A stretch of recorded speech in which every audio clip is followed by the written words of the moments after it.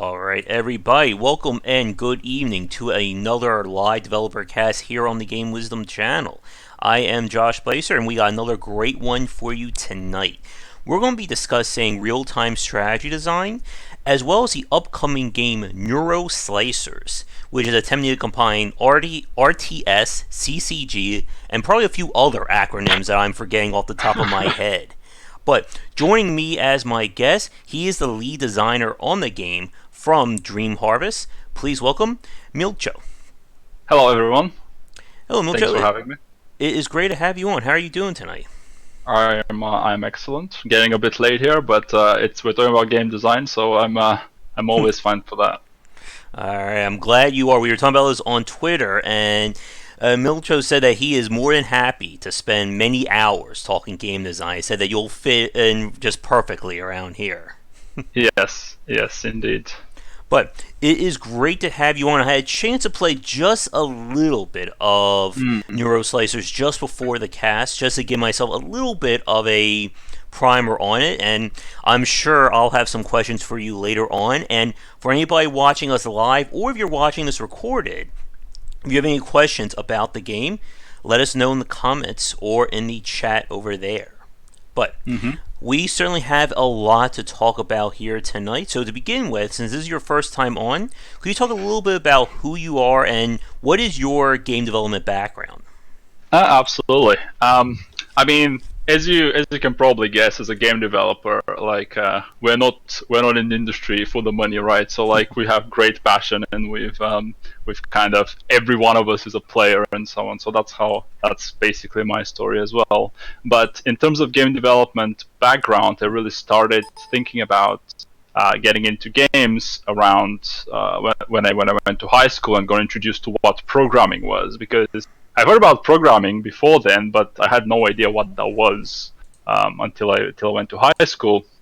And at that point, it was all very, very basic. So I had to learn myself what game development was, and kind of started making my own little things, like, you know, Tetris, and I made a version of, I think, Breakout and stuff like that. And after that, almost by accident, I managed to get myself into a game development job in high school. So that was quite interesting. I mean, to be fair, I did not even know that I was applying to a job. It was that obscure. But I managed to get in, and I learned so much. And from there, it was kind of almost smooth sailing, if you can say that. I went to uni after graduating high school with games development, and then I released a game while at uni and a book about programming. And then I graduated as a programmer. I got a job almost immediately in HK's Games, where I worked on Fractured Space for about 3 years. Now I kind of missed the part where I joined Dream Harvest, the company that I currently work with.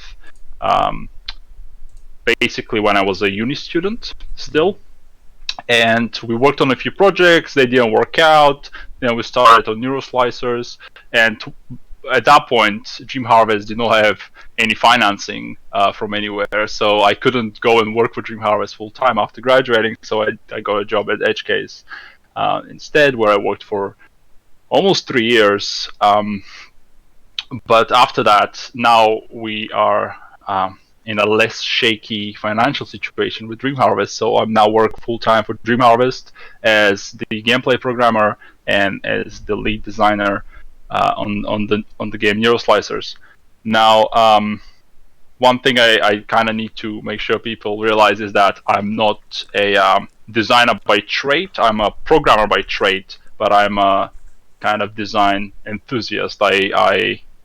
I think very highly of game design and game designers in general, because I've come to realize it's such a huge part of making games. Yeah, and it's very challenging, as I'm sure you're aware of, I'm sure the audience is, that there is no real, like, one way towards learning game design. We've seen people, go from, again, like the programming side, the art side, or even just, whatever one day you just decide I want to try and make video games for a living, and you go from there. Yes, I believe it's one of the least understood fields as Mm-hmm. it stands, which is quite, it's quite a shame. It's understandable on the one side because it's all linked to psychology and all that, which is not a kind of a hard Mm-hmm. science, if you know what I mean. But like, it's a shame because we're pushing graphics and we're pushing art, and technology as much as possible, and we desperately need game design to keep par with that so that we can get the best games we can Mm-hmm. on the market. Yeah. And that's kind of what led to me starting Game Wisdom back in 2012 and writing my first book on game design, because there really isn't a lot of information out there, or I should say a lot of credible information when it comes to the design of a title, compared to, again, like the art and the programming. Yes, absolutely. I mean, on one side, you can kind of understand why that is. I mean, Mm-hmm. you can make very incremental changes in art and in programming, Mm-hmm. where you could say this is objectively better than the last piece of thing that you did. With design, that seems to be a little bit more difficult to kind of narrow down on kind of what's good and what isn't in a complicated kind of in a complicated system that Mm-hmm. games end up being effectively. Mm-hmm. And you never know when you first start designing a game where it's going to go over the course of development. You may think it's all perfect and it's going to be the best damn game ever when you first start, but things can, or they always seem to change. It's always starts perfect in your mind, and then as they say, no plan survives the engagement with the enemy. Mm-hmm. That's for sure, for sure what happens with game design. Mm-hmm. Yeah. And it's why, like I said, I'm doing the book. My second book is the rough draft is almost done at the time of this recording, and I'm hoping to turn into a full series, each one exploring like a different design or a different genre. So Yes. very crazy time. And for anybody watching this live right now, I'm running a promo. If anyone donates at least $25 or more to my Patreon, they'll get an acknowledgement in the book. So if you've ever dreamt about being acknowledged in a game design book, if that's been your life's dream or one of your bucket list goals, now would be the time. Yeah, let's see. Yeah, absolutely. I mean, to be fair, we need more game design books. There are some. A lot of them are practical. We need both, in my opinion, both practical and theoretical books on game design, so we can push Mm-hmm. the knowledge forward and kind of keep cataloging it a bit better. Because I feel part of why maybe game design is not going as Mm-hmm. fast as it could be is the kind of how we're keeping track of it over Yeah. time, and kind of communicating the learnings of more experienced people to maybe up and comers and so on. Yeah. And fans of Game Wisdom know that I've said this many times over, that like game preservation or just historical data on video games is probably like one of like the worst aspects that the game industry has done, just because of how bad it's been. Like, Hmm. it shouldn't be hard to play a game from 15 years ago, let alone 5 years ago. But it still seems to be a common issue, and there's just so much there to, I think, really unpack. And like you said, Milcho, that it becomes a situation of there needs to be more of a study if we want things to grow, or it's just going to be everybody just repeating the same mistakes, or not really, understanding what makes a game good or bad.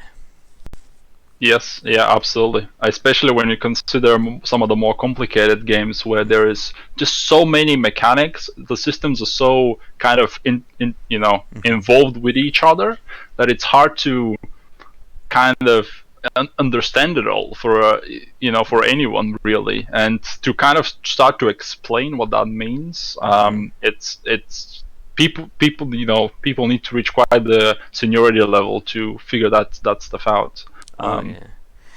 And like even like for myself around here, like many people, including my own family, still think that all I do all day is just sit around and play video games for 8 to 10 hours, and that's my job. But it takes a lot to study a game critically. And I made a post about that on Gamma Sutra, and like someone said something that was just so brilliant that once you start studying game design, it never turns off. Like you can't enjoy video games the same way ever again. It is the ultimate curse for sure. If you're a game developer of any type, you start looking at games with a different eye, which can definitely be detrimental to your enjoyment of them, or not, depending on how you get your enjoyment out of games. But for sure, I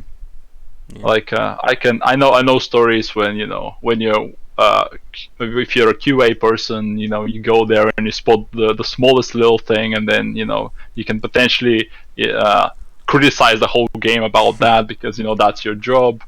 I can sometimes look at a game and figure out that maybe the movement pattern here could have been done like a little bit better, and I know how to do that, and so on. And that can also be like not great for the experience, but yeah, for sure. And a comment in chat was talking about the game Anthem, which I haven't had a chance to play yet, but it does represent a very interesting segue interesting comparison between the independent and the AAA space. As we see many indie developers focus on design first, maybe art second, while from the AAA side, it definitely seems a lot more about the art and the production value, at least with some of the major titles. It's yes, for sure. I have not thought a lot about why that is, but that seems to be generally the case. One theory could be that AAA studios have a lot of artists on boards. To achieve a quality of a AAA title so that it looks that good, they need a lot of personnel on board. And when a project finishes, generally art can work faster than the other disciplines because they can work in parallel, whereas code is more dependent on previous code that was written or code that needs to be written in the future, so there's a lot more dependencies in there. So potentially that could be one of the factors where art just comes naturally because artists work faster in front of other people. But it's not. It doesn't necessarily the final product is not necessarily better because art comes first. It's tricky. It depends what you like in video games, right? I mean, I'm definitely more of the gameplay kind of design side of things, but I know some people are really into art and stories, so that those can be the games for them. Yep. And again, what we've seen from the independent space in the last 10 years has just been amazing when it comes to innovative and unique titles. Let me see what's going on here. Yep. Yeah. Yeah, but you can't. I think again, going back to what we were just saying, you can't really. It's very hard to, I think, trace that line between the evolution of a game's design. As you said earlier in the show, that with programming, you can see this engine is buggy or this is not working. I fix it, therefore it's better. But when it comes to game design, it's I make this character jump. I don't know. Let's say an extra 2 feet higher in the air. Did that just fix my entire platforming level design? Yes. It seems like the smallest, minutest change you can make in design in a game can result in the most major changes. Or vice versa, you can make a massive change and then that will not result in anything gameplay-wise changing. So it's very, very tricky to understand how it all connects and works. I mean, we're talking about abstract things here for sure, but I guess we can get into more specifics a bit later. Yep. Yep. And that's another really big point from Dream Harvest there about, again, when you're working at a AAA studio and you have millions, even in some case billions of dollars of funding and work and time put into a game, you can't necessarily say, why don't we just make this experimental little title over the next 2 years? Like no publisher would ever think about doing Yes. that. Yes, for sure. I mean, we saw Ubisoft trying that out with their mini kind of quote inside indie studios, but that did not seem to kind of continue. I guess they've changed their policy since then. But yeah, like if you have millions on the lines, in many cases hundreds of millions, it's very difficult to make the decision to do something risky. Because it's not only the game that is, it's good that you're gonna make the game, but you have hundreds of people depending on that, and you can't even as a business person, you cannot let those people go afterwards if the game doesn't work, if it's risky, right? So I can definitely understand AAA studios, but on the other hand, that leads to Call of Duty X, right? It's the next same thing,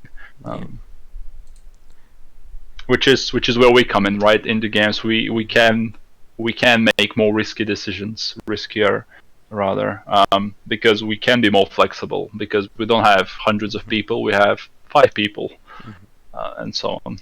Yeah, and the AAA side has certainly become really good at refining ideas, as Dream said, about stick to mechanics have been done before. Because if you know that people are, well, I guess the big example right now would be Battle Royale. If you know that a lot of people like Battle Royale and you know that design, well, you kind of like half the work has been done already for you. You don't need to think of, it's not basically you reinventing the wheel. It's just saying, here's the wheel, let's just make it a little bit better, or let's just do a little bit different. Absolutely, that's a great point. I mean, we've seen that a lot. Actually, the early Blizzard did that quite a lot with. They took the RTS formula. I know we're going to be talking about RTS, but I guess I'm going to jump in early.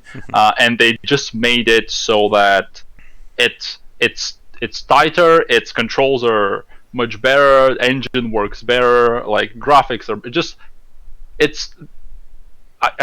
I guess they're infamous for doing nothing really concretely innovative. They just collect the best ideas, put them together in the best possible way, and make everything just play better and look better and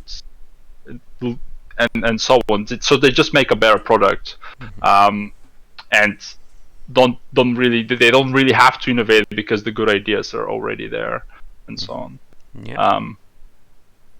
But if people don't realize that they have to change, or something needs to change over time, then like the whole IPs can die over time as well. When there's not enough change and so on. And that's definitely a major part what we saw when it came to the real-time strategy genre. Again, I mean, I guess for you, Milcho, I'm assuming that you grew up playing, StarCraft, Age of Empires, even stuff like Rise of Nations. I played a lot of Brood War and Warcraft 3. Yes, that was my main 2 games that I played as a kid. I would go, because we had internet cafes. I come from Bulgaria, and which is an Eastern European country. So like there was a lot of cafes around the area. That's the kind of the late 90s, early 2000s is where internet cafes were popular in Bulgaria, and so everyone would play stuff like Diablo and Counter-Strike and Half-Life. I would sit there and play StarCraft, which was it was great for me because that's what I liked. But yeah, it's been quite a huge part of my childhood, but also later on StarCraft 2 and now some of the more modern RTSs that are coming out and so on. Yeah. And like back to like what we were just saying, like the real-time strategy genre saw a major dip when we saw the rise of MOBAs. And again, MOBA kind of came out of the evolution of RTS. Why command, thousands of units when you can just command one or a team of 5 or 6? Yeah, it's amazing to how many genres RTS have given birth to, right? I mean, Dota started originally in the original StarCraft as a mod. Then it became a mod in Warcraft, and now it's its own little game, and it's one of the most popular ones as well, for sure. And let's not forget tower defense as well. That has become its own genre. I think on just about every platform now, there's some interpretation of a tower defense game. Yeah, tower defense is just, there's something satisfying to it. I guess that's why having an engine in there and good modding tools is good, because you can find what's satisfying about a control method, right? Because the control method is not that much different from a real-time strategy to a tower defense. It's still top down. You're still selecting things, but it's a completely different game without the control method, and it's a great point for modding. But I completely agree. Tower defense is another one of those genres. Yeah. And like very recent, as I'm doing research on my platforming book, I did some looks at Kaizo games. If you ever heard of the term Kaizo when it comes to platformers? I have not. Kaizo basically is when a developer or modder will hack a game, introducing brand new level design, sometimes even new assets. And the popular ones right now are basically like Kaizo Mario games. So they'll take Super Mario World and they'll basically just rip it apart from the ground up and build brand new, just impossibly difficult levels that you would never see. That is. And it gets, like, the amount of creativity in there is just insane in terms of what they expect out of the player. But that's a case of basically modders themselves. Yeah, as News says, it's basically Mario Maker Troll Edition. That is basically the modders taking upon themselves to take apart that game. Probably a really good example, I guess, I had on was one of the developers behind the oh no, I forgot the name of the mod. The Long War mod for XCOM and XCOM 2. Yes, yeah. And we had a whole conversation about how there was no modding tools for the original XCOM, and they basically created their own because they really wanted to make that game.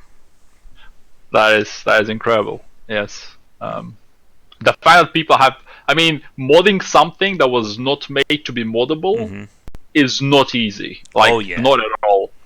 So to be able to do that, to have the dedication to create your own tools to do that is kind of incredible. But I guess bringing this back to real-time strategy, I figure we'll talk a little bit more about that, and then we'll move into talking more about Neuroslicers. So, I guess when it comes to real-time strategy design, we've seen, again, the gambit. I've played everything from Rise of Nations to even something like, Planetary Annihilation that came out a few years ago. Yep. For you, do you prefer, I guess, small scale, as in, let's say 100 or less units, or do you like the macro, we're commanding 500 plus units, across like a gigantic map? Personally, I am around the kind of the 100 unit around that area, because I feel that any more than that can feel like you're now just commanding a single blob of units, at which point the game devolves to who is going to build a better composition of an army and so on. Whereas I like a lot the idea of splitting different armies and using them in different ways, which I think is interesting. Yeah, and it also allows you, again, to have, I think, a little bit more control over the map when you're able to make those little decisions, again, as you said, versus here's 85 air units, attack A over here, that's it. That's our grand strategy. Exactly, yes. It's just, it kind of turns the RTS into kind of, it loses some potential that it might have had if there was.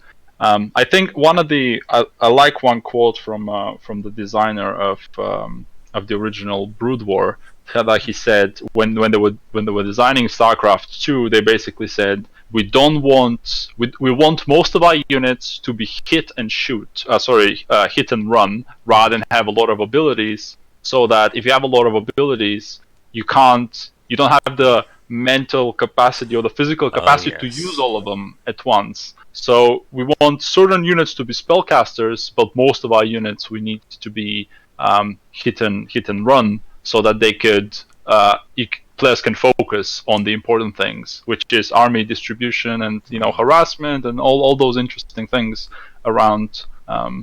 Because imagine if every single type of unit Yes. you had an ability, and then you had an army of 100 units, you could never utilize all of them, right?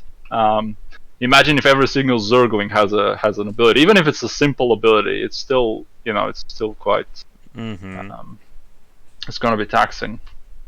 Yeah, and it's very hard for a lot of real-time strategy design, like to go that route. I remember, I think it was Command Conquer, Red Alert 2. That was when they gave like every unit like a special function or some special ability, and it just got completely like overwhelming. I think. Oh, hey Mike, thanks for coming on. And it got completely overwhelming. I think for a lot of players. I think that kind of is one of the things that led to the rise of MOBA. Because as you said, you just have one unit. And that one unit, it's very easy to compartmentalize what it is that you're doing. And I know for myself, like, I am horrible at microplay in real-time strategies these days. I just can't do it. Yeah. And I guess, like, for you, did you, like, how good did you get when it came to, like, microplay? Like, was that something that you excelled at, or did you have trouble with that as well?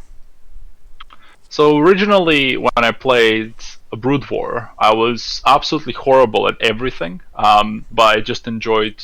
I feel that I enjoyed the process of getting better, and not kind of the micro itself, because Brood War was even more micro orientated than StarCraft 2 is. But when it came to StarCraft 2, and when that came out, I was still bad at micro originally, but eventually I kind of learned the tricks of the trade, I guess you could say, right? As they come, and I became better and better. So nowadays I am more of a micro player, I guess you could say, but I also like the other aspect, which is the kind of base management and unit production and all that. Like, I think a good balance between the two is what makes a good RTS player. Now, one thing that we saw as kind of like one of the many segs between various real-time strategy designs was the idea of faction-specific or having more generalized armies. Like, if you remember from Age of Empires, every faction had the same general set of units. They may have like a few age-specific or faction, but they still fill those same roles. While again with StarCraft, you have Zerg, Zealots, the Siege Tank. Everybody was different in that regard. Yeah. And that obviously adds more depth, but it also adds, I think, a lot more complexity when it comes to balance. It's asymmetry is always more interesting to watch, and it's always kind of more interesting to think about.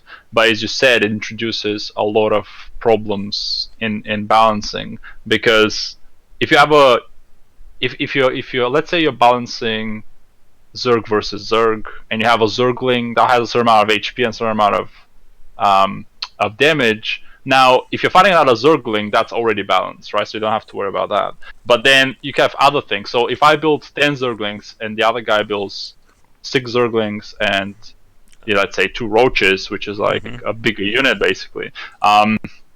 Now, the guy with... Now, is basically we have to ask, is that balanced or not, even though they cost the same, and then you go into arguments. Well, the guy with the 10 Zerglings can be faster on the map. The other guy needs to stay a bit in kind of in the same place defending, because his units is not as mobile. So even then, it becomes like a balancing problem. Now, when you consider that they're 2 completely separate units, and you have to balance them in all sorts of different situations, so that it's interesting to think about and it's interesting to play, then you run into all sorts of problems, like Marines. Like Marines are good in in big numbers against Zerglings, but in small numbers Zerglings are good against Marines. So like that is interesting to think about, but balancing it so it is that, or that's your intention. It's very difficult, especially when you have not even a third race to think about. Like, what are Marines go against zealots, or like zealots? I have a lot of respect to the way they've done it, because that thing is not it's not simple to intentionally introduce a dynamic in a game with a certain set of mechanics, right? And with Neuroslicers, we've been experiencing that since the very beginning. So yeah. And it also is very hard to convey that information on the UI. And I mean, UI design in a real-time strategy game, that's a 2-hour conversation. Like, it's nothing right there. And as you were just saying, like, when you start throwing in like different unit types, different armors, like, it becomes very hard for the player, or especially a new player, to understand, okay, he built X, so what counters that? But, why is this one unit just killing my entire army? And it's sometimes very hard for that to come across, other than, somebody thinking, oh, the guy just cheated and this unit just kills everything. Yes, it's communication for sure. It's one of the most difficult things in real-time strategy, because you could have designed the perfect balanced game and it might play amazing for someone that knows how it works, but a new player might come in and they might get smashed and not realize anything, and then leave and leave a bad review, or just leave unhappy because it was not communicated well. And it's so important that we figure out, first of all, how a game works, because it's not obvious all the time how it works. And then the second thing is, how the hell do we need to either explain what's happening, or if that's too complicated, how the hell can we keep the same complexity or depth, but change things so that it's easier to communicate to the player, it's more obvious, right? So, for example, if I have an archer unit, a guy with a bow and arrow, he probably shouldn't be best used as like from close up, right? That's just that you're making it harder to communicate to the player how best to use that unit, right? We generally want to use kind of pre-built preconceptions about design so that we communicate easier. In that case, like the stereotype is an archer is good when it's far away, and then when things get close to it, it's weaker. Yeah. And like, even the simple stuff like that can be hard, because as you said, like, I think that was one of the things that helped out when it came to like Age of Empires or even Rise of Nations. But when we were doing like fantasy units, that's like a whole nother topic. Like, what is a dragon weak against? What about a unicorn? What's the historical reference for dwarves versus Ents? Where do we get that information from? Oh, it's a guy with a robe. What the hell is what's his counter? Yeah, for sure. It's tricky, and we, as I said, we're dealing with all of that in Neuroslicers, and as best as we can, because it's a cyberpunk game, which is again part of that. Like, it's these abstract concepts that don't really have a historical, association.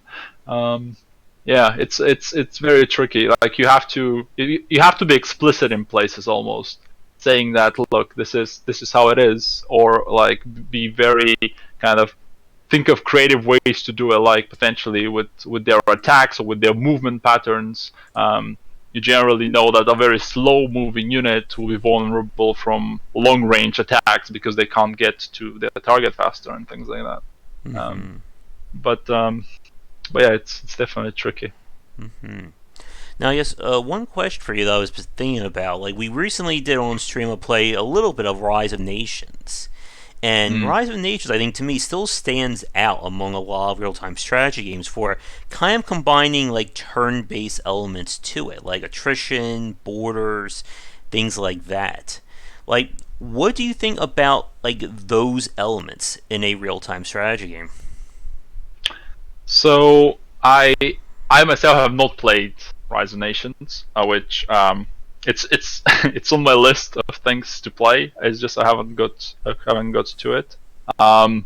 But I've been thinking about turn-based elements in real-time strategy for a while, not had any conclusive thoughts about it. But I think it's a very interesting area to explore, because if some of the real-time aspects of the strategy is turned into turn-based, that can be made more manageable for people that don't want to deal with a lot of micromanagement. Because if you're playing StarCraft, you need to be playing at such a high rate to accomplish all the things you want to accomplish that it's just quite difficult just to train yourself even physically to do that, right?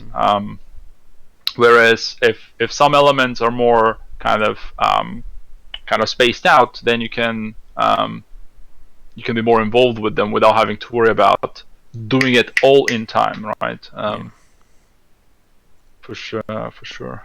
Now, another major aspect of real-time strategy design, as I'm sure everybody who's played the genre knows, is the various styles of play. Boom, turtle, rush, and I think that's another very hard aspect when it comes to real-time strategy games, because it can be annoying. Like if you set up this grand plan that your opponent just comes in 3 minutes in, just wrecks your entire base with 5 units, that kind of thing.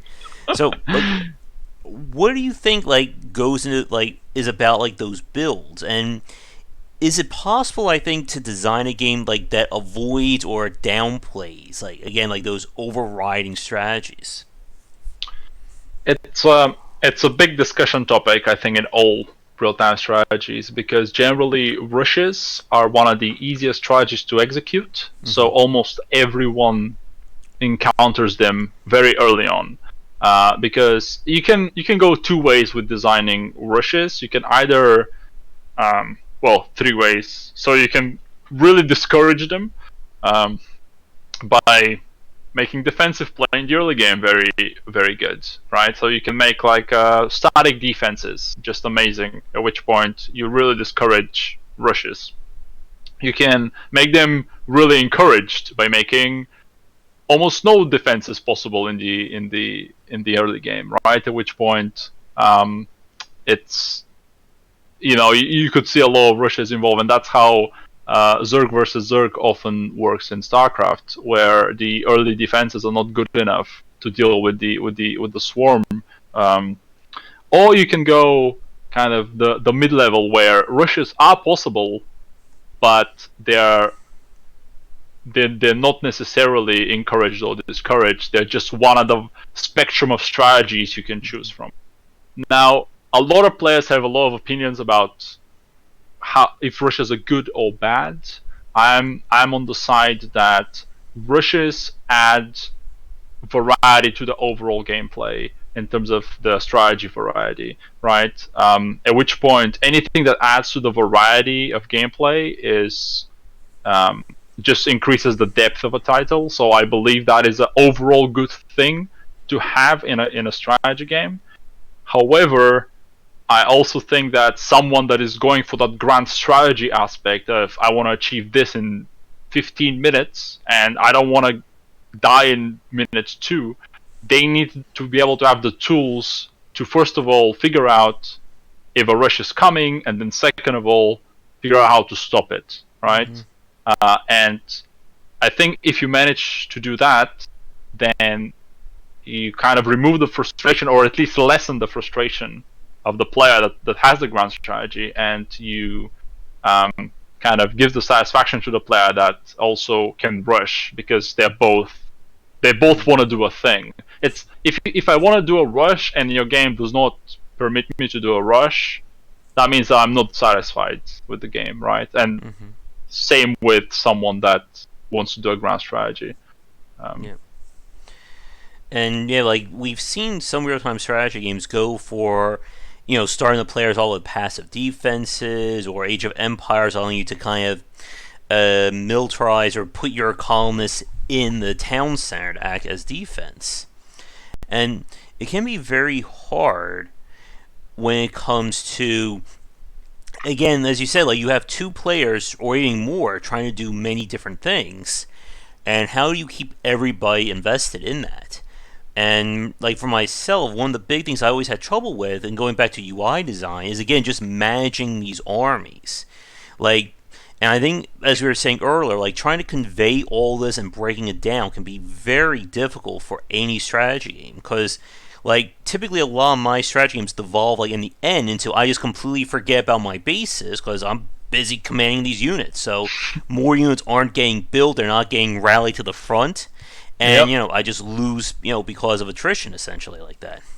hmm Um, it's very difficult for sure.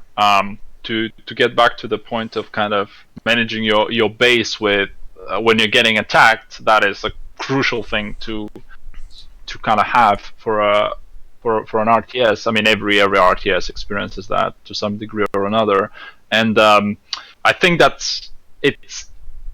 I believe that's a good thing that that aspect is there. But as you said, it can be overwhelming to kind of learn how to do that because a lot of games do not communicate what you need to do in that situation. I'm a big believer of having systems inside of your game, not on YouTube or Wikipedia or stuff like that, where that the game teaches you how to deal with those situations in a kind of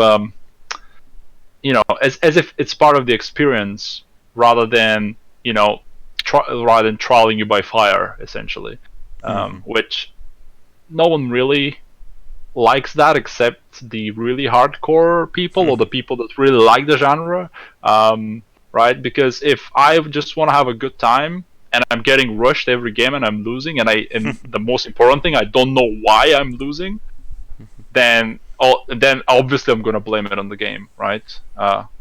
Even though there might be tools in there to help you avoid that or to help you stop it. Just the communication is so bad that you don't know what to do in that situation. And yeah, for sure, it's important to have those tools in there. And from the chat, they were talking about the game Perimeter, which is a real-time strategy game that I didn't get a chance to play. But we have seen very interesting and unique takes on RTS design. Again, we'll be talking about Neuroslicers in the next few minutes.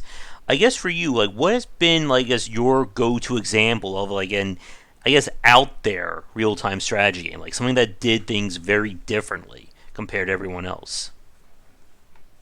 Now, I'm a big believer in the traditional RTS approach in terms of dynamics. And what I mean by that is, I think there's a lot of interesting decisions to be made in traditional real-time strategy that are not present in other genres in the same kind of timely manner.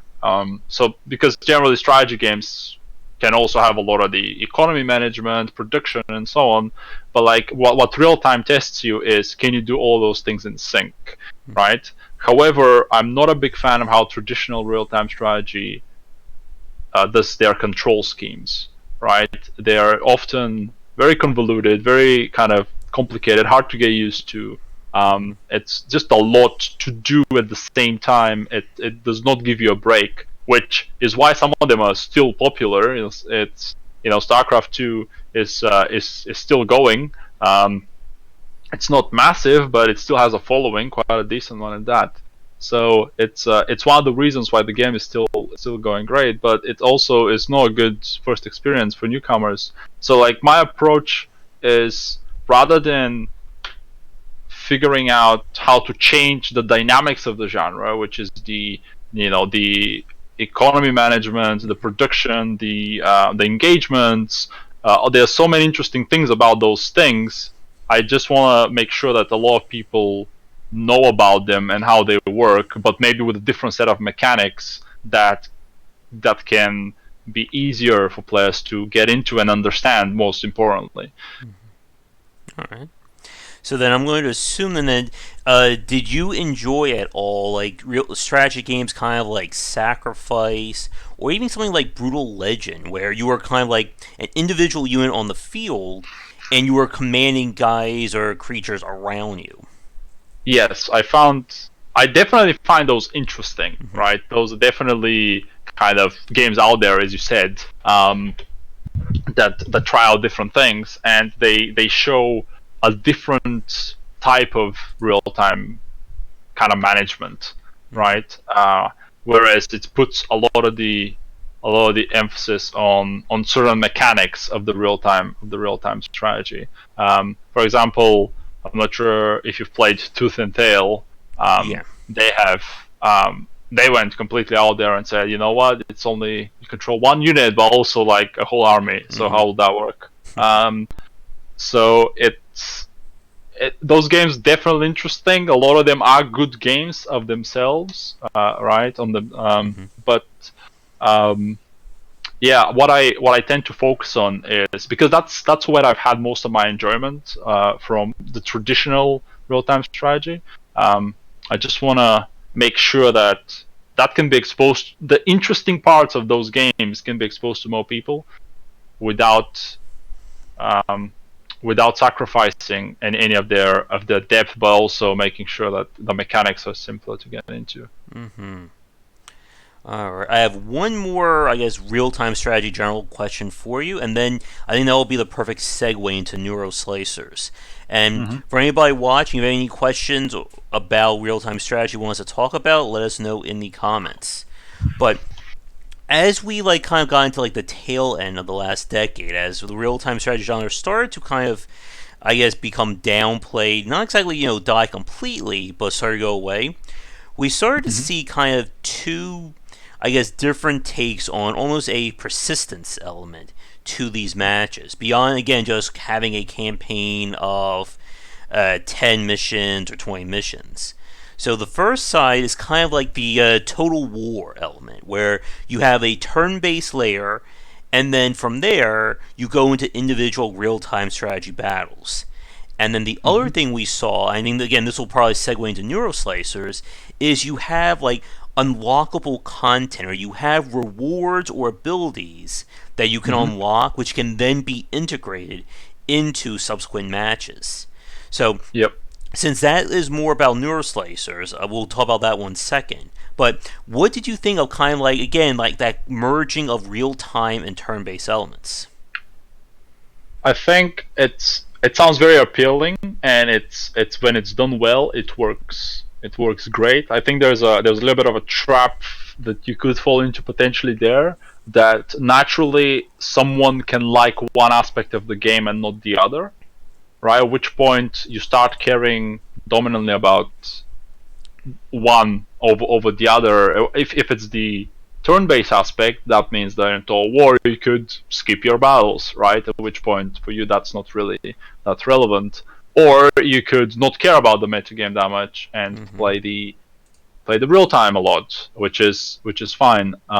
Now, this trap, I call it a trap, but it's what I say that is because that might have not been your intention, right? Maybe as a designer, I want players to kind of get excited by both. But if one is naturally better than the other or more satisfying in any way, players might lean towards one or the other. And I've heard a few people that kind of play the metagame because that's, quote, what matters, right? And then they auto-simulate all their engagements, which is, you then turn the game into another type of game, effectively, right?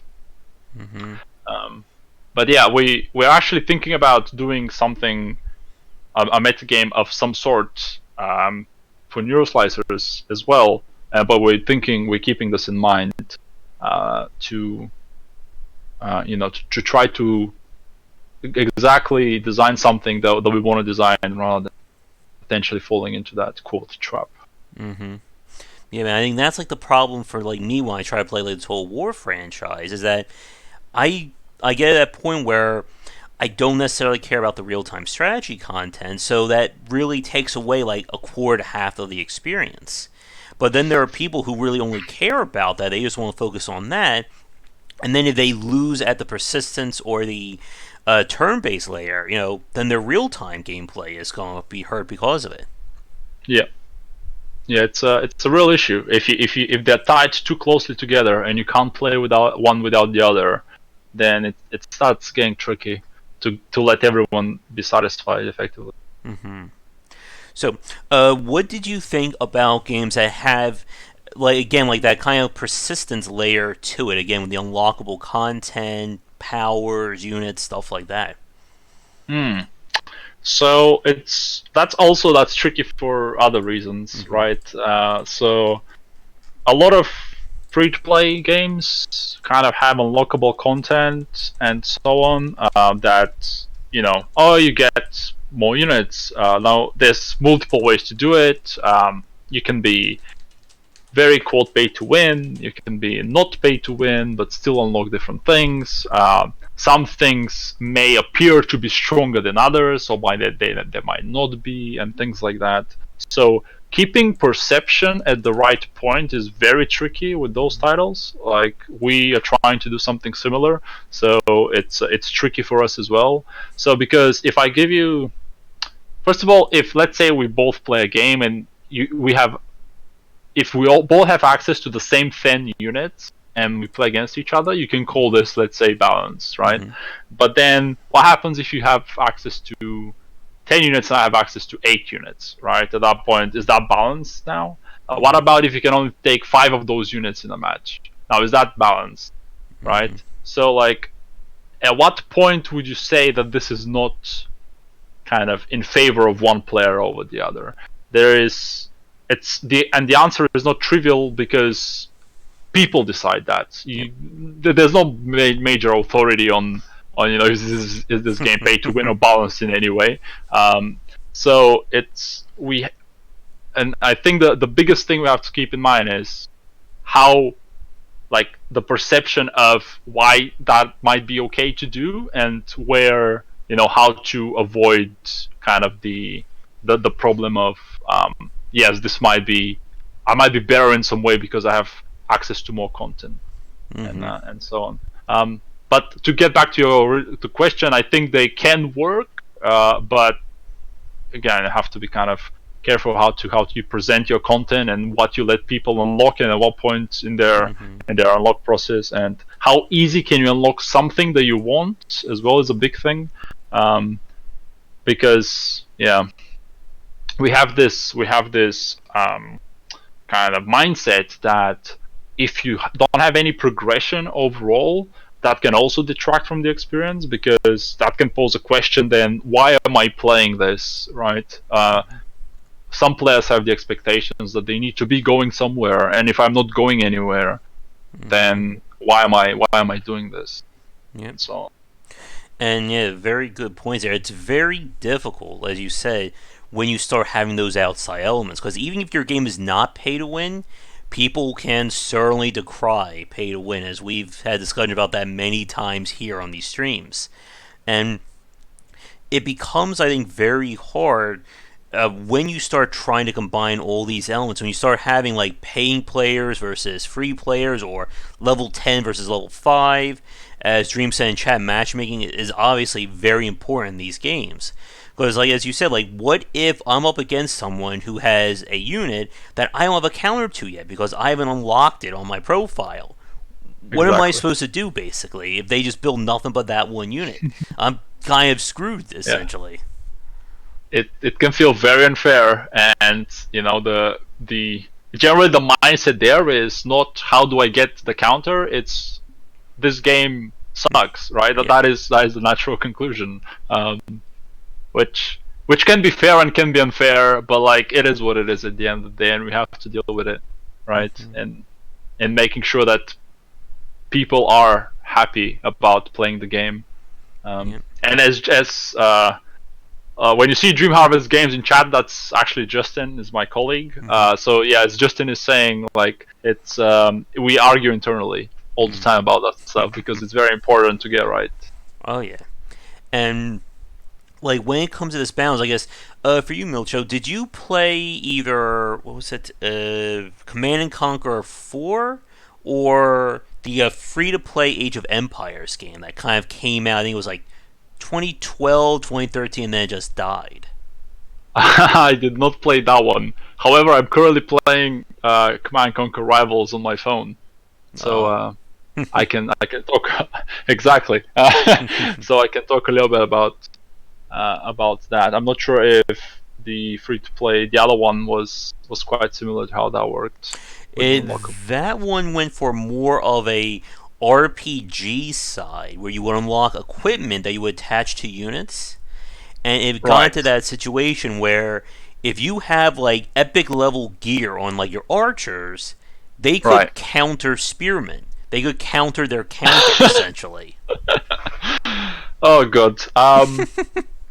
Any any sort of modification that you can put on units is a big no-no for me when it comes to designing a Mm-hmm. game. Just not even if we say you could make it as balanced. Like let's say there's no pay-to-win element, and somehow you have like X number of units. Just by adding customization to the units, you now increase your balancing complexity by an order of magnitude.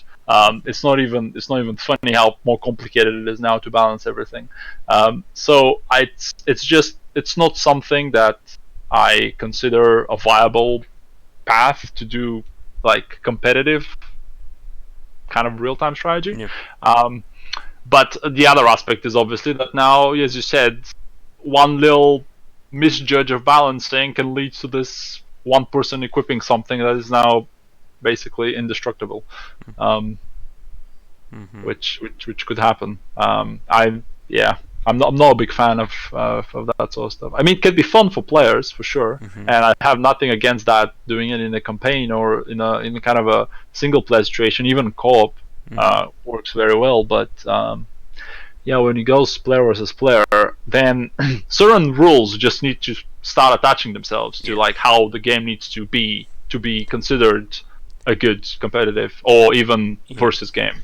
Yeah, and I think a really good example of that came from StarCraft 2, and how Blizzard just basically said, we're going to give you all these crazy cool powers for your units, and they will never be in a competitive Yeah, match, because that will probably drive their design team to jump off the building if they were trying to yeah, balance that. yeah. Imagine if you could choose even one variation of each unit to Yeah. pick to go into a match, and that's like StarCraft 2 has about 45 units, right? Mm-hmm. That's you've just doubled. You haven't doubled the complexity of the design, what you would think you would squared the complexity, which is Mm-hmm. like in magnitudes worse, Yeah. right? Just by adding this one variation, it's a pain you don't want to go through, basically, Mm-hmm. if you could manage it. Yeah. Yeah. And we saw like with Command and Conquer Generals, they did try to stream it down by giving you like those various like your archetypes, yeah, like the air general, the infantry general, things like that. But I don't know if that would really work or if that really did work for long term play. Because again, like as we know, when it comes to like the meta for these games, like if you know that, let's say the air general is always going to be the best one, then why should you pick the tank general or etc. Yeah, it's tricky. Kind of. I'm not sure if you've heard about Serlin. He's a game designer that worked on one of the Street Fighter games. He's big in the fighting community design Mm-hmm. in the competitive side. So he talks a lot about balance and the number of variations you could have. And quite like one of his arguments that like if you increase the more you increase the variation in the possibility space of Mm-hmm. something, like the more variations there are, the less total number of viable competitive Mm-hmm. strategies there could be. Yeah. Because you're no longer controlling the experience, so naturally strategies or decisions will emerge that are significantly better, making the total number of viable competitive strategies less. He Mm-hmm. has very good articles on his website about that stuff, and I Yeah. firmly believe that yeah, the increasing the the number of choices does not mean you're going to make a better game. Oh yeah. As you said, what could end up happening is there is a dominant strategy, at which point you would never want to be in that position as a strategy game, Uh-huh. because it defeats the whole point. It becomes a game of execution. Then it's no longer about decision making. Mm-hmm. And I'm glad you just said that because that takes me to one other topic, and then I have one question I want to go to what Justin was saying about counters, and then we'll move on. But Mm-hmm. I think one of the things that I kind of stopped following was high level competitive StarCraft play.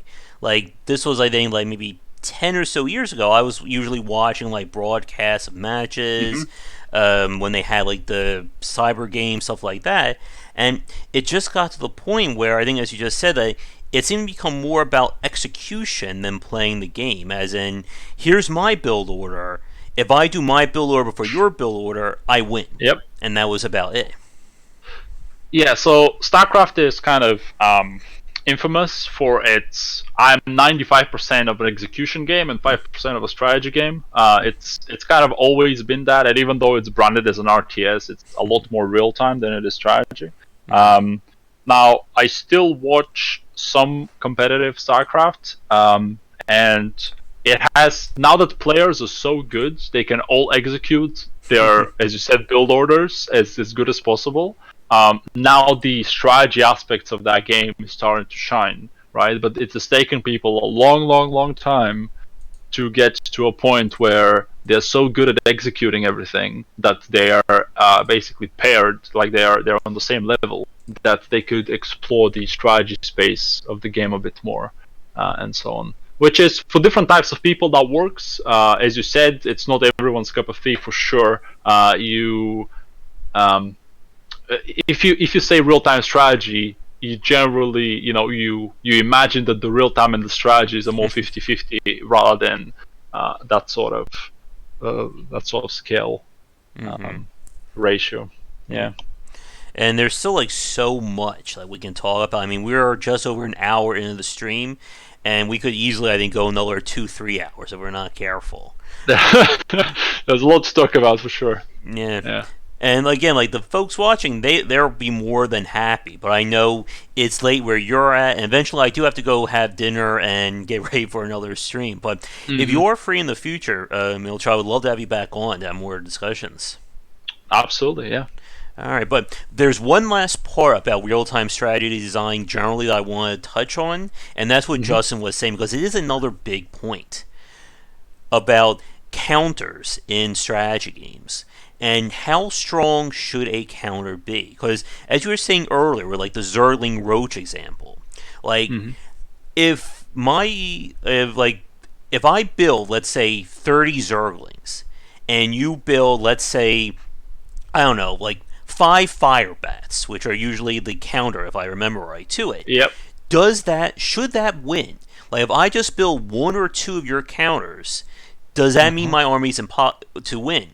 Or conversely, if I have like this massive army, like are you going to need like an equal number of counter units to try and beat me? And it's very hard to balance this aside, because as we were talking about earlier with the rush strategy, you have people trying to do 2 different things. I have an army of X, I need to defend against X. What can I do? Like if I know like you've just built 30 roaches, I know that information. I know that you are coming in the next 5 minutes to kill me. Can I do something about that? Or, is the writing on the wall? Yes. It's such a lot of real-time strategy kind of evolves around counters, and just because that is your main decision making when it comes to engaging the enemy, right? It's what sort of composition you want your army to be. I mean, in some of the better games, there are examples where you could, like, you have harassment, for instance. You can also set up certain choke points and like hold armies in certain ways so that you have more variations in the engagement. But counters is one of the kind of core aspects of real-time strategy that exists almost everywhere, and it's one of those things, as you said. Like if I build, let's say you build 10 units and I build 2 units to counter your 10, which costs me 5 times less than what you've spent. Now, if my units beat that, then what means is then the rest of the game needs to be, all designed around this aspect where I can build less counters to your, and then that's how I can get ahead. Now, if you do that, what the game kind of devolves is like I need to do 2 things to win. I need to scout where you have, and I need to build a counter. And and at that point, it's all about production, but it's also what the game devolves around is, if the game is fast-paced, which means that armies engage each other all the time, then it's like a Clash Royale, for instance. Then what you have is yeah, it's just a reaction game. You spawn rock, I spawn paper, you spawn scissors, I spawn rock, and blah blah blah, and that's how it goes until one of us does it a little bit better, right? On the other spectrum, if the game is not fast paced and you can just sit down and turtle, what you end up having is a massive, gigantic army of like A through Z units, and your opponent also has that. And then how the hell do you make sure that the right units engage the right other units?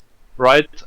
StarCraft can devolve into that if you're not using any of your other tools to kind of secure a win. So it's very tricky to balance. In my philosophy on the matter is that you should build.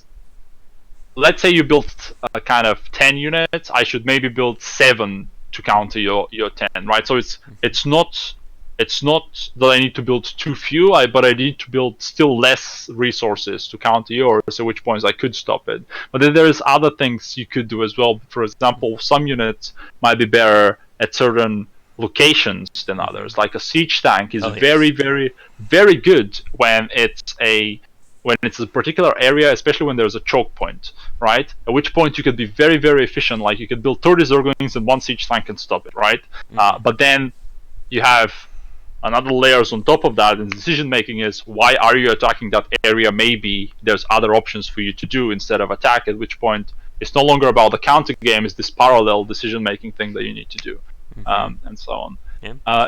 Which is what I think is interesting in a lot of ways about real-time strategies, that you have those parallels if the game mechanics allow you to go there, and so on. Yeah, and like as Justin was saying earlier, with making sure that you avoid like going back to rock paper scissors, it's kind of like having rock paper scissors nuke. You want to avoid having that one super unit or that one thing that whoever builds it first practically wins. And there have been games that have done that. Again, Command & Conquer is famous for its super weapons, the Chronosphere, the rocket. I know they did a few crazier things in, I think, 3 and Red Alert 2. But it can be very disheartening and say, I've played this game perfectly, you drop a nuke on my entire base, I lose. Yeah, it never feels good to having done something to you that you couldn't respond to in any way. Right? At which point you just feel powerless. Like, why is that? Especially after a long game, right? Oh, we've been here for like 30 minutes or whatever, and now I'm dead. And thanks, good game, right? It's not what you want to happen. There needs to be more.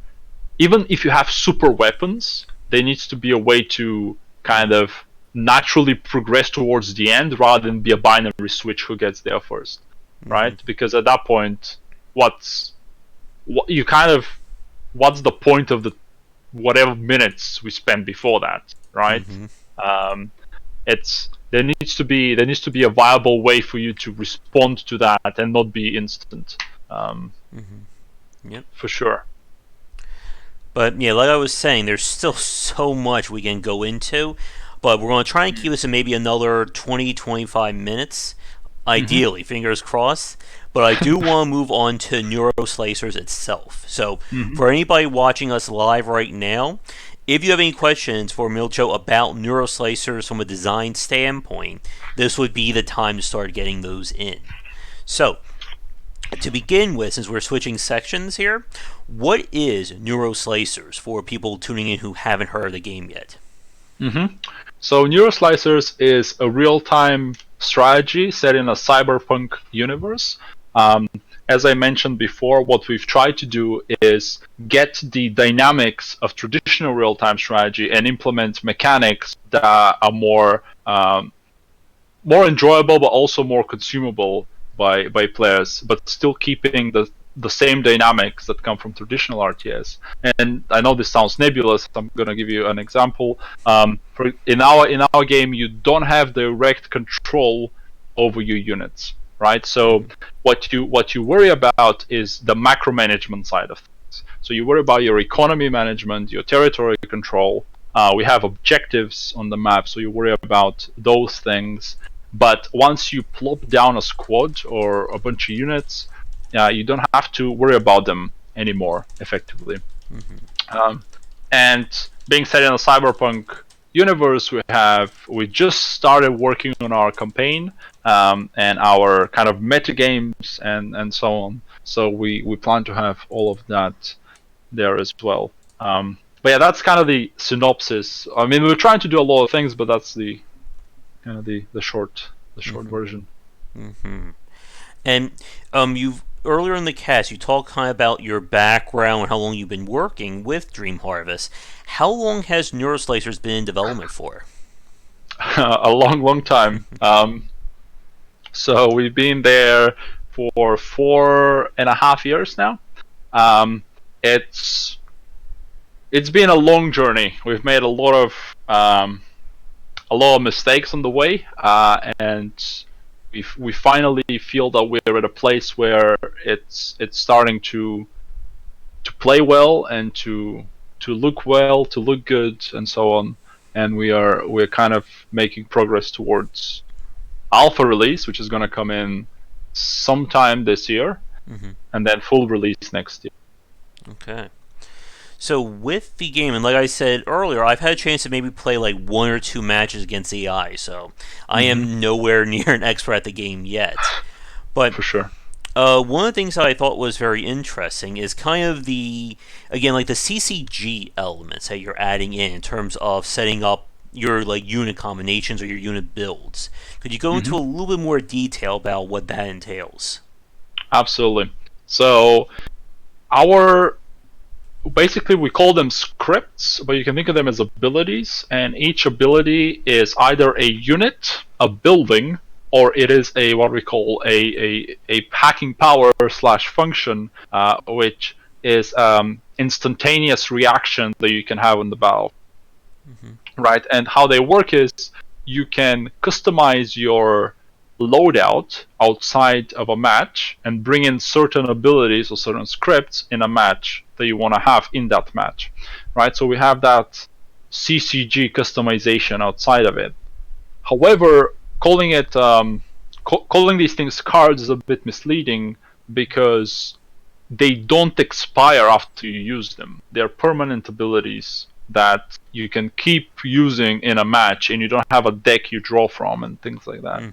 So it's a slightly different spin on it, but the idea is that you can customize certain elements that you bring into a match, because we have elements that are consistent for both players as well, that don't change between matches and things like that. Yeah. And now one thing that is standard or that players have to make use of is like your buildings, like the nodes themselves.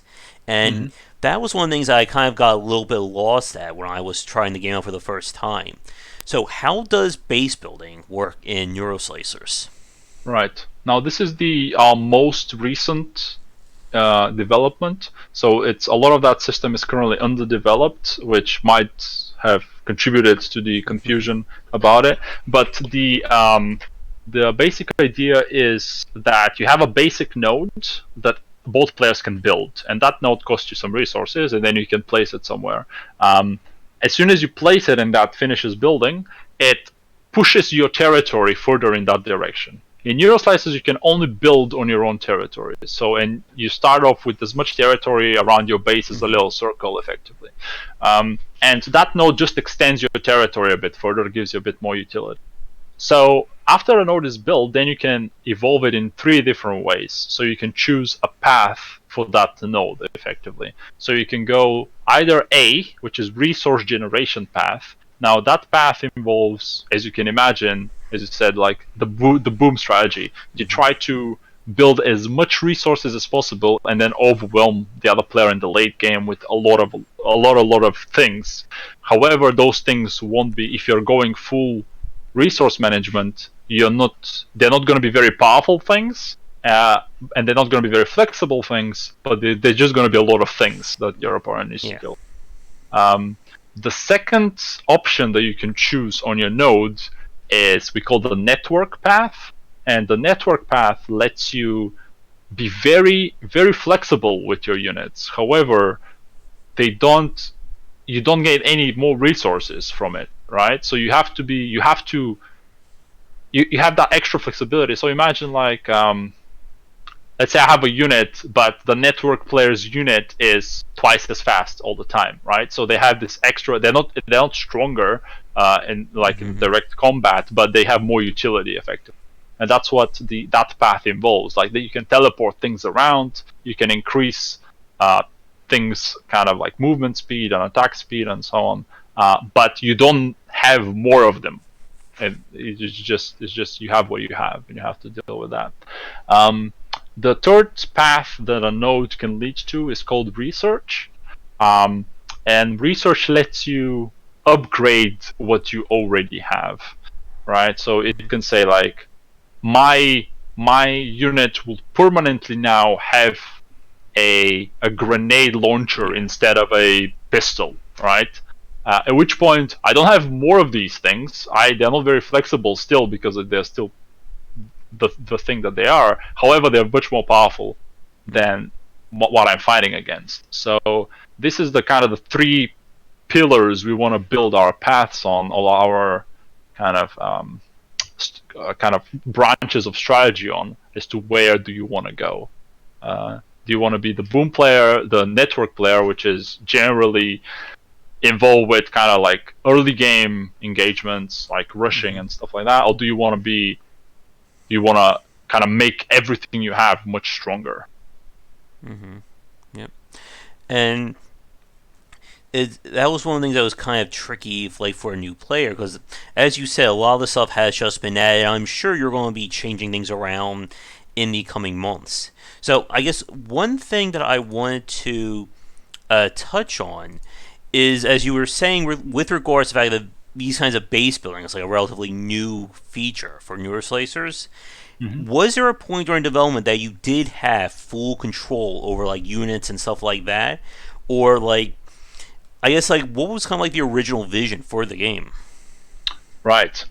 This is interesting because the very original prototype that we did 4.5 years ago was, we started with the idea of what will happen if we build an RTS that you don't have control over your units, right? So that was the base idea. We never ever had control over our units, and it's where we kind of made a lot of errors, is we kind of leaned on that aspect. Like we had, what if units, you don't choose what units you build, instead units go somewhere to convert themselves without players' interaction. And we had so little player interaction in the early stages of Neuroslicers that you really did not feel like you were playing a game. You were just looking at a simulation almost, as to what was happening, and it was just not engaging in any way. And so we kind of started to realize over time that we need to start bringing in more player interaction, eventually ending up at where we're at. But it was a long journey until we started figuring some of that stuff out.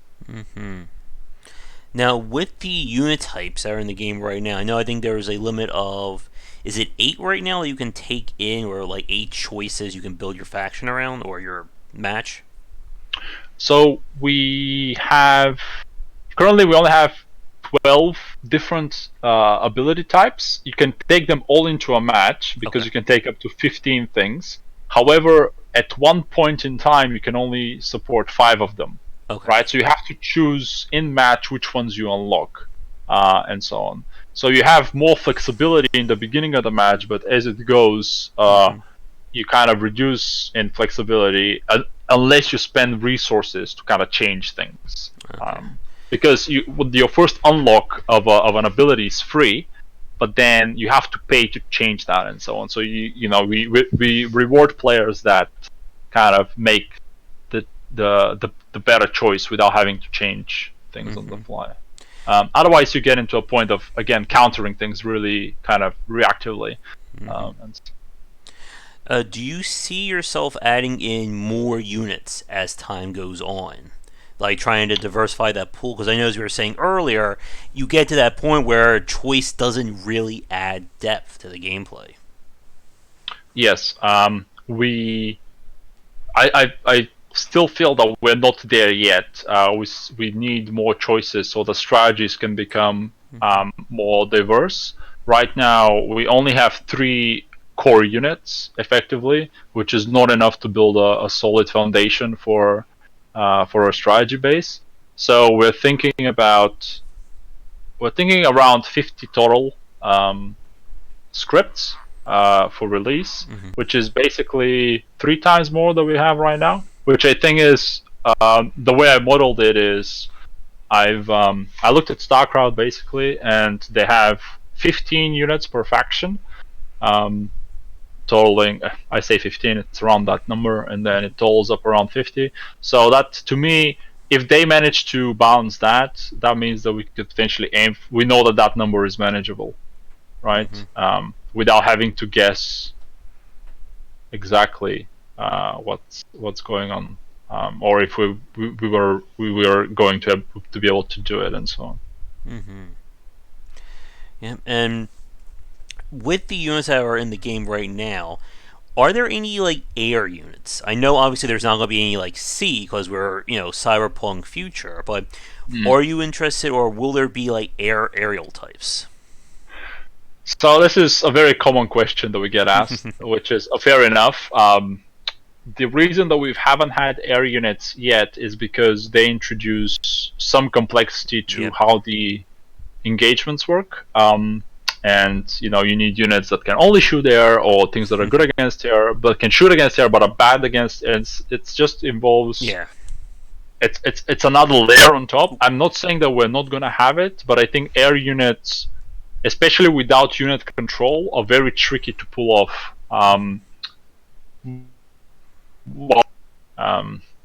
But potentially, if we feel that we can't solve problem without introducing air units, we could potentially think about it. Yeah, for sure. Okay. Now, I think Justin was saying earlier about combining solo, synergized, narrative-driven experience. I guess, what is the campaign that you guys have in mind for Neuroslicers?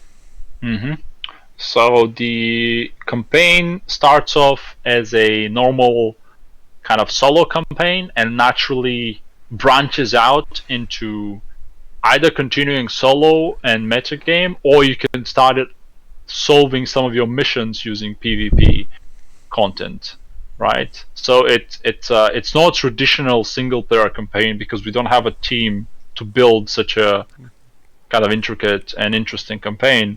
We're going to use some PvP elements to kind of supplement that, bits of it. It's still going to be playable, or at least that's the plan. It's going to be playable in solo, and but you can use PvP to solve some of your problems.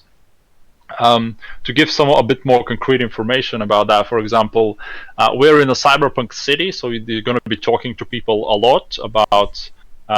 We have 3 factions effectively. These are not gameplay factions yet. They are just corporations that you can talk to. They have very different ideologies, and then when you talk to someone and they want you to do something, you can either do the thing that they want you to do, effectively maybe playing a solo mission, or you could talk to another guy and solve that problem that the first guy wanted to solve with a different way, using a PvP mission, for instance. Right? So there's a way to progress the campaign using both elements. But also thinking about introducing co-op in there as an alternative. But it's all, as I said, we're currently designing. That stuff is in development at the moment. Now, will you be adding in any persistent elements, as you play through the campaign? Or I think I saw there was kind of a matchmaking level, or a profile badge level in Neuroslicers. Will there anything be tied to that kind of system? No. Okay. The level is your. We don't know if we're going to have a level. There's going to be some way of progressing, but that will not really boost your gameplay in any way.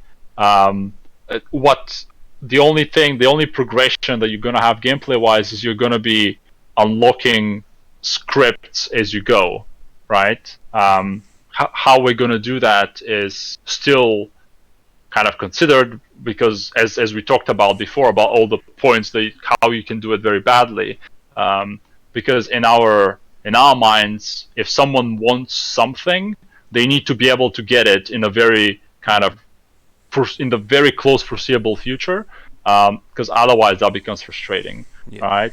So we're keeping that in mind, and we don't really want to piss people off, but that's how we're thinking about it, basically. Now, from what I was playing, I noticed that you guys are doing very different things with like the maps and having like environmental items that can help you or it can be tied to victory conditions. Could you go into a little bit more detail about kind of like how the map design is factoring in? Yeah, so originally, as I said, the original prototype was, well, how can we make a game that you don't control your units? The only thing you could control in that prototype was the environment, so you could raise and lower tiles and things like that. And we wanted to keep that in the game, even though in the version that you played, that is not really very present.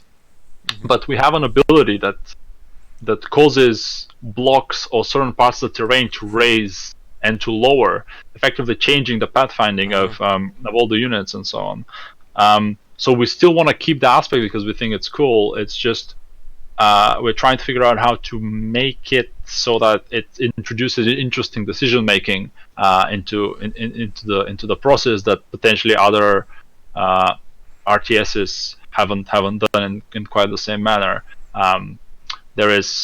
So environmental things are definitely on our minds, but also objectives, and objectives are a big part of our map design. We generally design maps around an objective rather than put an objective on an already designed map, because I think that's the only kind of kind of sane way to design a map, if you have objectives on it. So that, for example, we have currently the 1v1 map where we have a big cannon that shoots at your base when you capture it, and we had to design the map so that both players have equal kind of opportunity to get to it, and they can fight over it and stuff like that. And there's different elements around the map where you have choke points and areas that you can push. Some units are good in some situations, some units are bad in different situations on the map. So the more decision making a map can introduce, the better in my eyes, so that you have to think about the layout as well as what you're doing in it, but not necessarily when you begin playing. Like maybe that's something you'll learn later on. But I think it's important that different elements of the game kind of make you think at different points in time, so you don't get bored by the learning experience and so on. Now, from like where I was trying to play the game earlier and kind of having trouble was with the various node types themselves. And Justin earlier said that it was kind of like similar to like different factions. So like for people watching this who are like wondering about like the general flow of a game, are you supposed to be building the nodes of all three types, or generally sticking to like one and maybe focusing your strategy on that? It's generally easier to go on one particular thing because it gives you a very focused area of gameplay. We are gonna end up designing it so that you could potentially build all three and still be successful. However, you have to know what you're doing to do that, and you have to exploit the different things. Again, it comes down to like how we communicate that to players, because it can be very confusing when you go all three and suddenly lose and you don't know why, or you go one and lose and you think maybe I need to be building more, and it's just not clear as to why you lost. We're thinking about tools to help you learn that stuff. For example, in our replay system, we're gonna have like the game is gonna mark certain points in the replay of interest, so you could jump there and see what the hell happened at that point, and maybe if we could manage to do it, have some suggestions as to why we think this might have happened.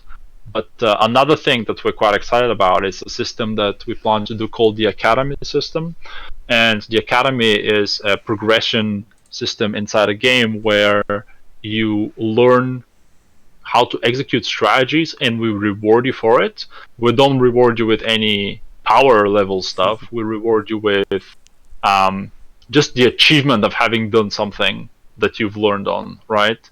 So kind of like, oh, you've learned how to have an economy without dying in the first 3 minutes, right? So that is an achievement on itself, and then that can, the next level of that is, all right, you've done even better, but also now that you've reached minute 7, you can start placing so many things on the board that your opponent doesn't know how to deal with them, and so on. So we're quite excited about the academy system because I think competitive games suffer from this a lot, that they don't teach players how to play the competitive aspect of their game enough. But games rely on people going online or dedicating, their time fully to understanding how the competitive aspect of a game works, which I think is a bit of a. It's very difficult, but it's a lot of a lost opportunity, I feel. Yeah, it's the same way that I see with a lot of fighting games, and how there's very little in terms of onboarding for new players. And like, you can't just get away with press the quarter circle 4 to launch a fireball. Great, your tutorial's done. Now go fight against someone in a match play. Yeah, exactly. I make a hard distinction between tutorials and kind of teaching the competitive aspect. I think they're two very different things.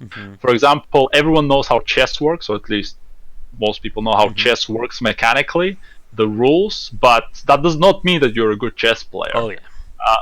And those two things require separate learning methods, and you need to track them separately, and one is much longer than the other, right? You can't learn to be a good chess player in like the 15 minutes that you can learn how the game works, right? So I feel that games have been becoming better and better at the first bit at explaining how a game works, and that's great. It means that players can start playing as soon as possible, but that does not mean that they're any good at what they're playing. So like, now we need to work on the second bit as to like, how the hell are we going to teach players to do that? Because that can take like weeks and months and whatever years in some situations. So how do you build a system?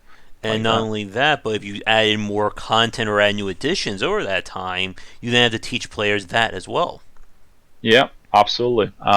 Which is why we're thinking about evolving the community in that aspect as well. So the system will support people creating content for other people and rewarding those people that create content as well, and things like that. So that that is manageable. Since as you said, if we start releasing content and things like that, that just increases the development budget of each content, which means we can produce less content effectively. Because of that, it's tricky. It's not trivial, and to be fair, a lot of times, developers might not understand the game as well to explain each aspect of how it works. Because what could happen is, in some situations, the game releases, and then like strategies are found out that developers never thought about, right? At which point, you have choices there what you want to do with those, but like, do you want to nerf them, do you want to allow them, and stuff like that. But like, in whatever you choose to do, you need to teach, players need to know about these things, and having a system that involves the community will mean that we could have people kind of updating that on a more regular basis that we might have not had the chance to.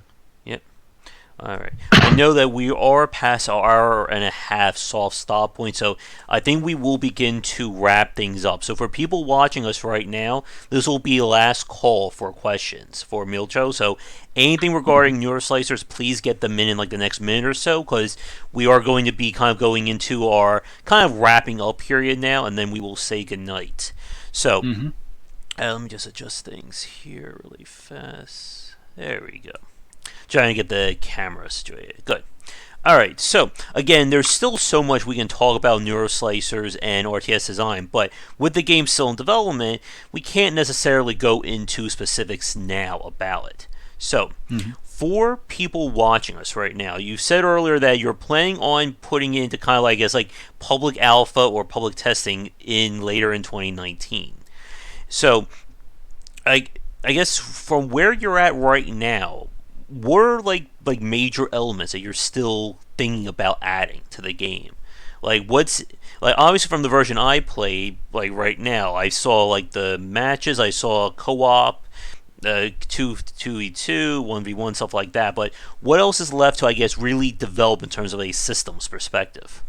hmm So the main thing that's left in game is to develop the node system fully, Mm-hmm. because right now it's not fully developed. There are certain aspects that are missing or that are not well implemented, not well designed. So that stuff needs to get fleshed out.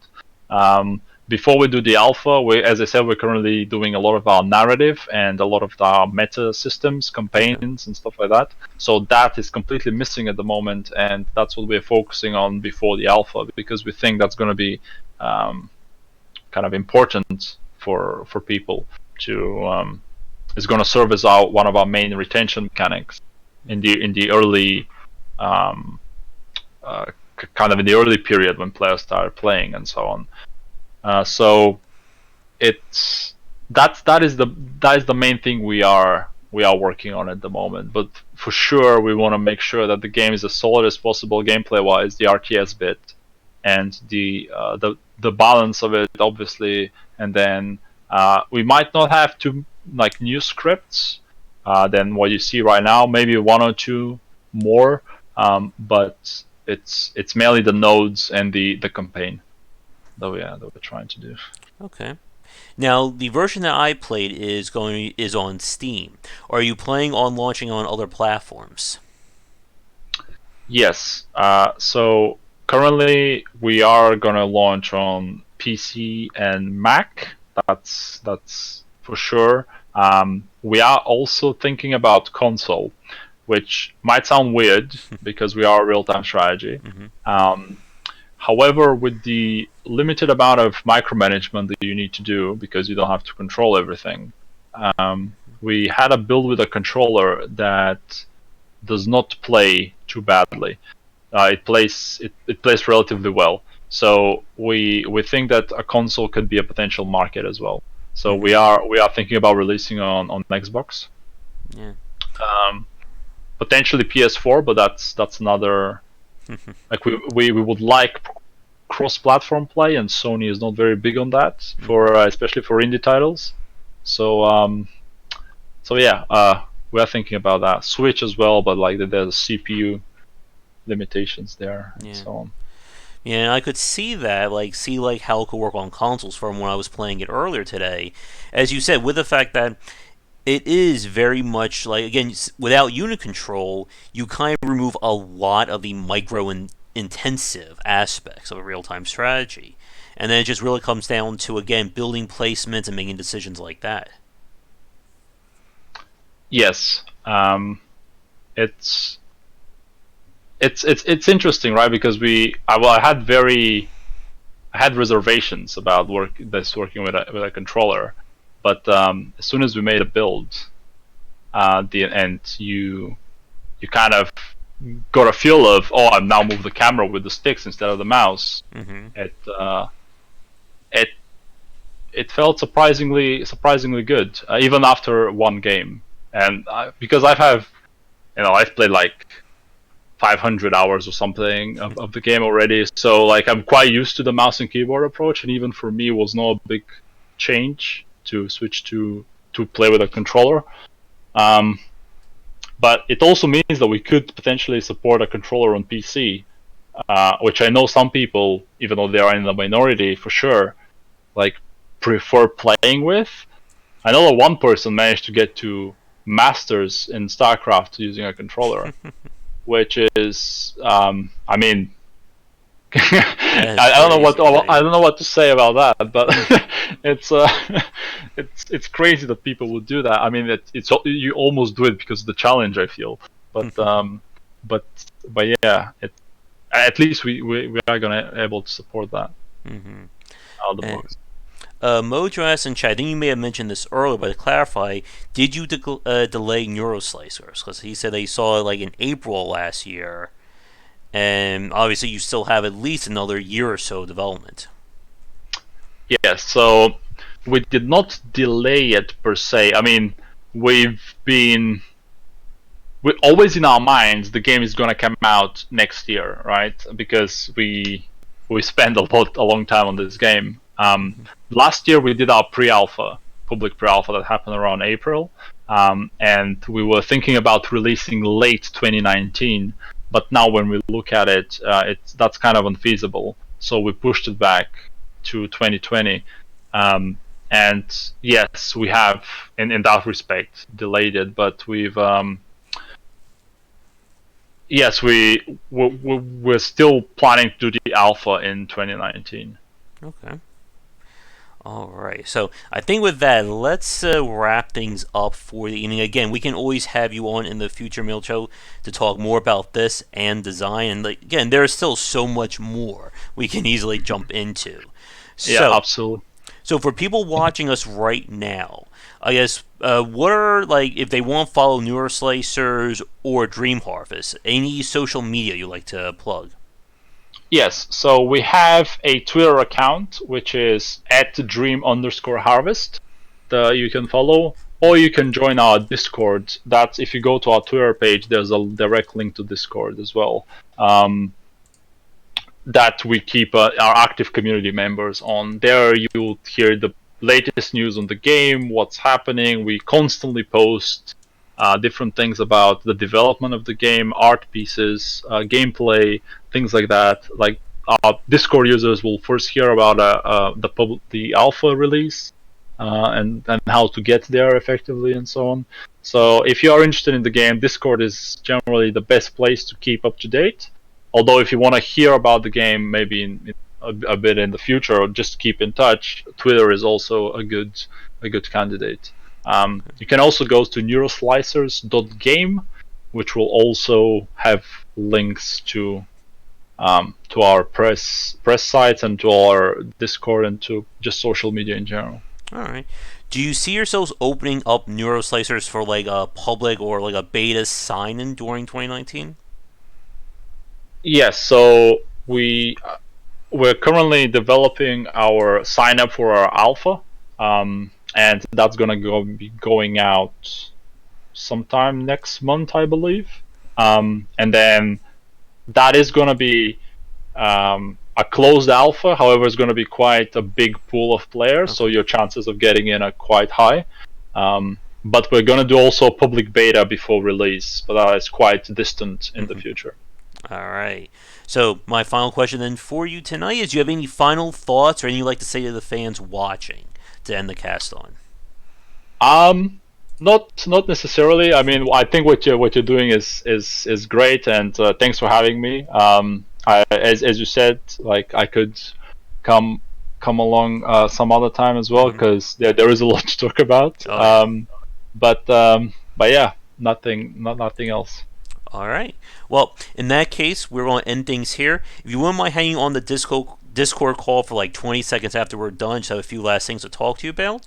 But for everybody else, we are going to wrap up our stream now. So thank you so much for tuning in. Again, be sure to check out Neuroslicers. I'm going to try and do some streaming of it later tonight for the live folks, and maybe try to get a video up for people as well. And I'm sure, again, Milcho, we will talk again in the future because it was great having you on. And yeah, there's still so many more topics we can get to. Absolutely. Thanks for having me. Not a problem. So, for everybody watching, we're going to end things here. If you are watching this recording and would like this cast ad-free and early, check out patreon.com/GWBicer, as VIP supporters will get access to that. And I'll be back later tonight for our daily streams. And if you are working on a game and would like to come on and talk, we are always looking for new guests. So feel free to send me a message. But otherwise, thank you so much for watching, and check back for daily discussions on game design here and on Game Wisdom, where we examine the art and science of games. Until our next stream, have a great night. Bye.